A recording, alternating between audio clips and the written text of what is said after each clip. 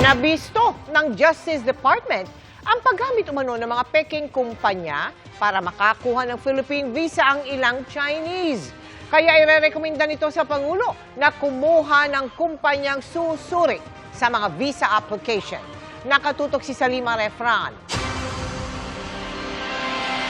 Matapos ang pastillas scam kung saan binibilot na parang pastillas ang perang padulas umano sa immigration personnel para makapasok ng bansa, may nadiskubre ang DOJ na bagong paraan ng paglusot sa sistema para makakuha ng Philippine visa ang mga Chinese. Napag-alaman ko na mahigit 10 araw na, yung mga peking mga kumpanya na ginagamit upang mag-issue ng visa. At ito po'y dumadaan sa legal department ng Bureau of Immigration and Deportation. At dumadaan ito sa pamamagitan ng board secretary. Mga opisyal na dapat siguro marahil ay pag-aralan kung sila ay nararapat pa na nandun sila. Bukod sa mga taga Bureau of Immigration, may mga abogado at travel agency raw na kinakasangkapan para palabasing legal ang pagpasok sa Pilipinas ng mga Chinese. Iniimbestigahan na raw ito.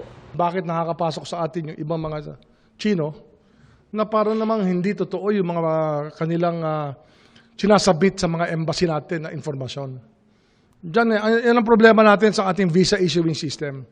Wala namang kakayahan ang DFA na evaluate ang China visas natin. Irerekomenda raw ni Remulla kay Pangulong Bongbong Marcos na imbes na DFA, kumuha na lang ng third-party company na susuri ng mga aplikasyon para sa visa. Binanggit niya ang VFS Global na ginagamit na rin ng ibang bansa para mag-validate ng mga dokumentong isinusumite ng visa applicants para mas madaling ma-assess kung karapat-dapat silang payagang makapasok sa bansa. Ang pag-i-issue ng visa is a very clerical function. It is about submitting data that you are qualified to enter the country, and then for us to validate if the data submitted is valid or not. Pagka kagaya ng VFS, yung third-party provider, ang at tumingin, napakadali nila i-validate yan sa loob ng China. Kinukuha pa ng GMA Integrated News ang panig ng Department of Foreign Affairs patungkol dito, maging ng Bureau of Immigration. Para sa GMA Integrated News, Salima Refran, nakatutok 24 oras.